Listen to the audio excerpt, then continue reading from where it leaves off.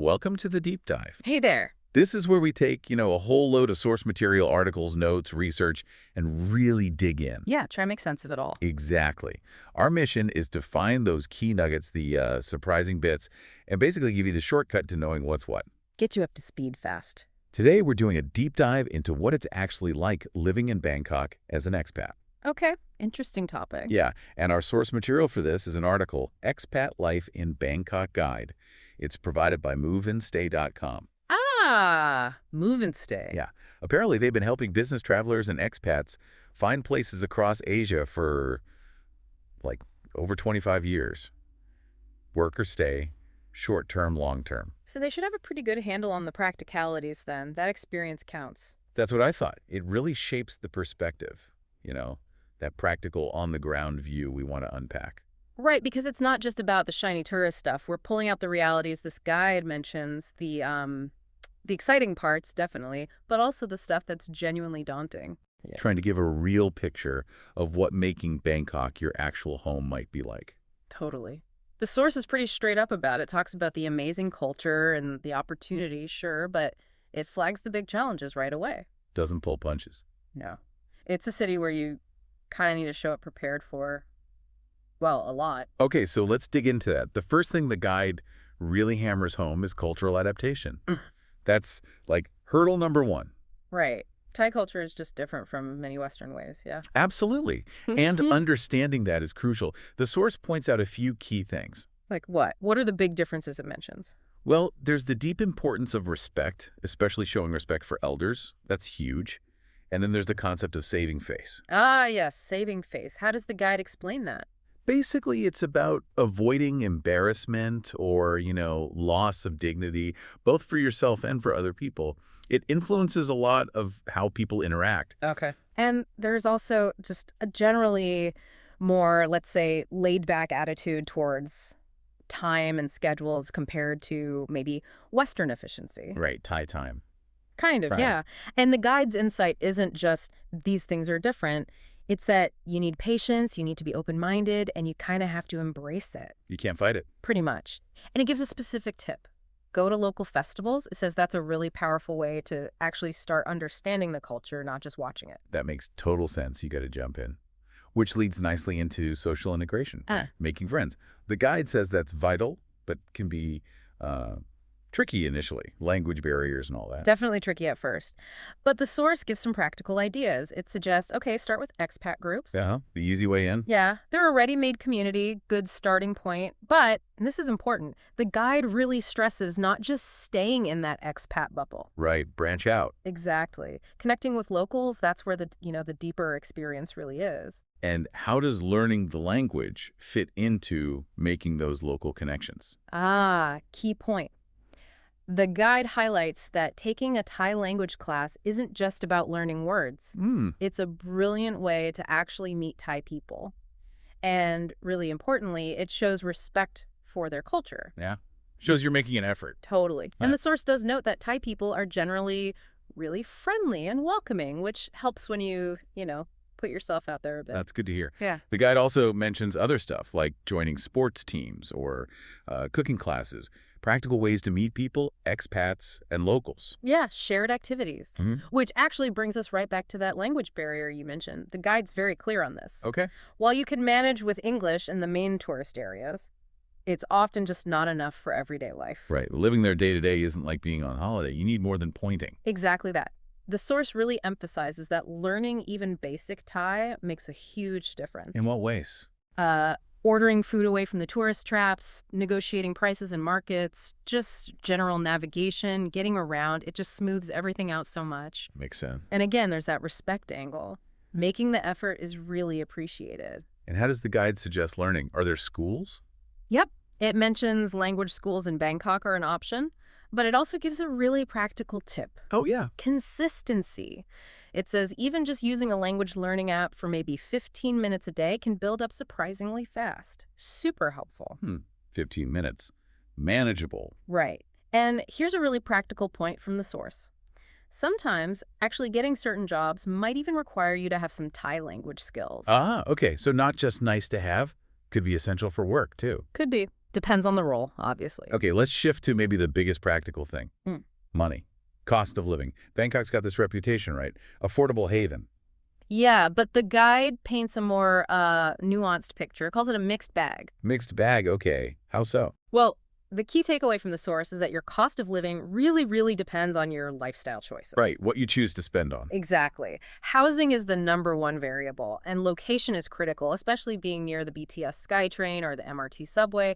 The guide mentions those are lifelines. And does it give actual, price ranges? It does, yeah, to show the variation. For apartments, think maybe £400 up to £1,500 a month, maybe more. Wow, big range. Yep. Condos, which often have pools, gyms, that kind of thing, maybe £600 to £2,500 plus. Houses are usually further out, costs vary wildly. So you see, just your rent can differ massively. Okay, but food. Food sounds like where you can really save money if you go local. Oh, massively. This is where the guide shows a huge difference. If you embrace Thai food, it's incredibly cheap. Like street food. Street food, yeah. It's everywhere, it's amazing, and it's often like £1 to £3 for a meal. Seriously? That's amazing. Right. Local restaurants, maybe £5–10. But, and here's the flip side, if you're craving Western food, expect those prices to jump right up. £15, £30 plus per person, easily comparable to prices back home. Ouch. And I guess groceries are the same story. Yeah. Local markets versus supermarkets. Pretty much. Local markets are way cheaper for fresh stuff, staples, but the source uses a great example, that specific block of imported cheddar you love. Yeah. Don't tell me. Get ready to pay a serious premium for it in the supermarket. Imported goods get hit hard. Okay, noted. Cheese budget needs rethinking. What about getting around the city? Transport costs. Similar range of options there. The BTS SkyTrain and MRT subway are pretty cheap, like $150 to £2 a trip. Okay. Taxis are affordable for shorter trips, maybe £2–5, but the source really stresses, make sure they use the meter. Always. Got it. Meter on. Grab, the ride-sharing app, is convenient too. Similar prices usually, but they fluctuate with demand. And then buses. Super cheap. Dirt cheap, like some 20 to some 50. But the massive catch is they get stuck in that infamous traffic. Right. The traffic we keep hearing about. Exactly. So the main message from the guide on cost is pretty clear.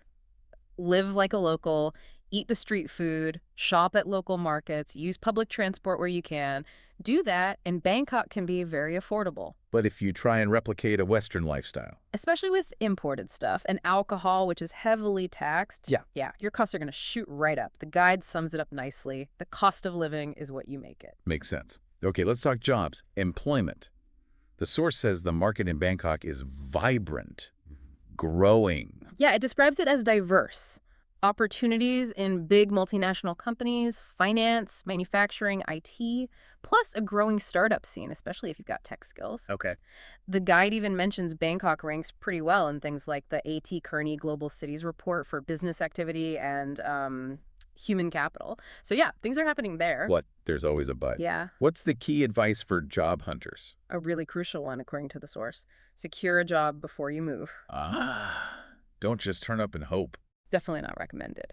The guide frames it as essential planning, avoids visa headaches, gives you stability right away. Okay. And what's the most common way for expats, job-wise? Teaching English seems to be the classic route. Demand is high. International schools, language academies, regular Thai schools. What do you need for that? Usually a TEFL certificate that's teaching English as a foreign language, and often a university degree as well. Pay varies a lot depending on where you work. Right. And the guide specifically mentions the visa you need. Non-immigrant visa category B for teaching. Got to get the paperwork right. Makes sense. What about jobs outside teaching? Corporate roles? Oh, yeah, they're there. Marketing, sales, finance, IT. But the source is honest. Competition can be fierce. So what's the advice? Tailor your CV, your resume, specifically for the Thai market, and networking is absolutely key. How do you network there? LinkedIn is mentioned as a good starting point digitally, but probably involves getting out there once you arrive too if you haven't secured something beforehand. So finding work takes effort. Exactly. The source says be patient, use all the tools. Online job boards, recruitment agencies, your own network, it takes time. Okay, switching gears slightly. Yeah. Essential services. Healthcare, education if you have kids. Right. Healthcare access is generally pretty good, especially in the private sector. Private's the way to go for expats usually. That's what the guide suggests, yeah. Most expats opt for private hospitals because, well, better facilities, much shorter waiting times, and crucially, English-speaking staff. Ah, that's important. Very. Public hospitals exist, but the language barrier can be a real challenge there. Does the guide give any practical tips for dealing with healthcare? Some very down-to-earth stuff like always have cash or a credit card ready because you might need to pay up front. Okay. Keep your insurance details, passport, work permit somewhere easy to grab. Check what vaccinations you might need before you even leave home. Good prep. And this is a good safety tip from the source.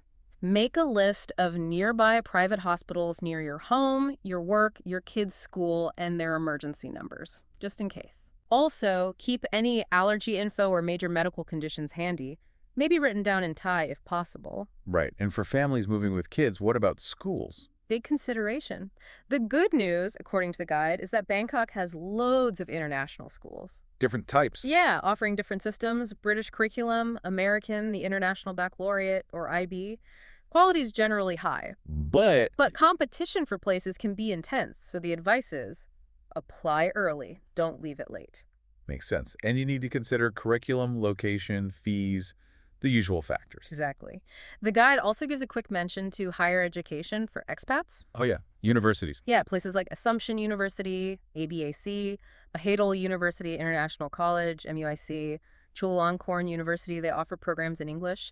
Just need to research the specific courses and entry requirements. Okay. So we've covered living costs, jobs, healthcare. What about just getting around the city?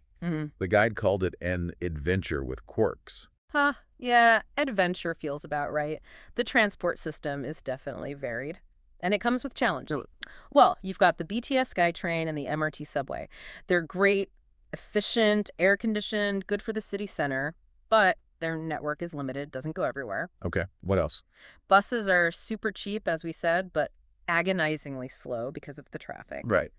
Motorcycle taxis and tuk-tuks, they can zip through traffic, which is tempting, but you have to haggle prices and, well, they can be a bit risky. Not for the nervous. I can imagine. There are also boat services on the canals and river. Scenic avoids road traffic, but again, limited routes. The source basically lays out the pros and cons for each mode. But the elephant in the room is always the traffic. Oh, absolutely. The legendary Bangkok traffic jam. The guide calls it a nightmare, especially rush hour. How bad are we talking? I think it's a really vivid example. A journey of just 7 kilometers, which isn't far at all, can easily take over an hour in peak traffic. Oh, okay. That's significant. It really is. So the guide's advice is blunt. You have to plan journeys, allow tons of extra time. Always think about alternative routes. And maybe pack some snacks? Yeah, maybe. The source actually suggests developing a Zen-like attitude. Find ways to pass the time, audiobooks, podcasts, or use the time stuck in traffic to practice those Thai phrases. Make use of the gridlock. Okay. Any other transport tricks the guide mentions? Well, it revisits motorcycle taxis fast. Yes, avoids traffic, but again, not for the faint heart. Right. Cycling is getting more popular, apparently, but safety on busy roads is a real concern. Wow. Walking, well, doable for short distances, but the heat and humidity can be brutal. Yeah. And Grab is always there as a convenient option, but watch out for that surge pricing when everyone else wants one too.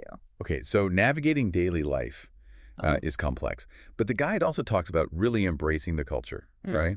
So that's key for a fulfilling experience. Totally. It frames it as needing to go beyond just seeing the sights. It's about really understanding and getting involved in the Thai way of life. How do you do that? Festivals and events are a massive part of it, according to the source.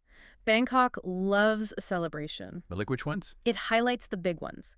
Songkran, that's the Thai New Year, famous for the huge water fights. I've seen pictures of that. It looks intense. Right. Then there's Loy Krathong, the Festival of Lights, really beautiful, where people float little decorated baskets on the water, and major Buddhist holidays like Visakha Bucha Day. And the guide says joining in is the way to go. Yeah, says there are fantastic ways to really experience the culture up close and meet people too. Makes sense. And obviously, the food. That's got to be a big part of the culture piece. Oh, absolutely. The guide calls it one of the biggest draws. Street food gets another big mention here. It's everywhere. It's cheap. It's delicious. Got to be adventurous. Definitely try new things. The source mentions the classics like pad thai, mango sticky rice. You have to try them. Mango sticky rice. Right. And it even suggests taking a Thai cooking class. Great way to connect with the culture and learn how to make your favorites yourself. Good idea. What about other cultural stuff? Art, entertainment. Yeah, the guide mentions a really thriving scene, from traditional stuff to very modern things. Like museums and temples? Yep, explore historical sites, amazing temples, museums, but also check out modern art galleries. And for entertainment, things like rooftop bars, live music venues, traditional Thai dance performances, Yeah. loads to do. So the overall message on culture is? Immerse yourself, be open, try things, respect local customs, make an effort to connect with Thai people. The guide acknowledges it's not always easy, it takes effort, but it's definitely worth it for that richer experience. Okay. And one last big area. The guide covers something really important when you move somewhere new. Finding your community, support networks, avoiding isolation. Yeah, super important point. It highlights that Bangkok actually has a really thriving expat network. Lots of groups. Loads. Groups for pretty much any interest. Sports, hobbies, professional stuff, just social meetups. The source mentions using things like Facebook groups, Meetup, other apps and communities as great starting points. So it's easy to find other expats. Relatively easy, yeah. It's a good way to settle in. But, Here it comes again. yeah. It circles back to that point about connecting with locals, too. The guide is quite direct. Try not to only hang out in the expat bubble. Why is that so important? Because engaging with Thai culture through actual Thai friends makes the whole experience richer, deeper. You understand more. So how do you make those local connections? The guide repeats some ideas. It does. Things like, again, taking a Thai language class, joining a local sports team. It specifically mentions running clubs seem popular. Okay. Or volunteering for a local charity. It just stresses that building these connections takes active effort, but the payoff is a much more authentic experience. Gotcha. And online resources help here too. Yep, the source mentions expat forums, all those specific Bangkok Facebook groups, even online dating apps as ways people get information, ask questions, and yeah, meet people, expats and locals. Okay, so let's try and pull all this together. Based on this guide from moveandstay.com, with all their years of experience, what's the final picture? What's expat life in Bangkok really like? Well, it's definitely framed as an adventure. No doubt about it. The source is honest. Those bustling streets, the heat, the traffic we talk so much about, the language barrier. There are challenges. It can feel overwhelming sometimes. But beneath all that, there's this incredible charm, a really welcoming culture, a vibrant community feel, and let's be honest, that amazing food. Right. And the number one piece of advice for someone thinking about it. It comes through again and again in the guide. Keep an open mind. Be ready to embrace the chaos. Don't expect it to be just like home, because it won't be. Adaptability is key. Totally. And the reward, according to the source, is just the sheer range of opportunities and experiences you'll have if you're willing to really dive in. Sounds like a city that definitely tests you, but maybe gives a lot back if you meet it halfway. That's exactly the impression. It demands effort, but it seems to offer huge rewards for engagement. So thinking about everything we've unpacked from this guide, the cultural hurdles, navigating the practicalities like traffic and costs, the work involved in building community, what aspect of diving into expat life in Bangkok feels like the most, exciting challenge or maybe the biggest unknown for you to think about exploring further?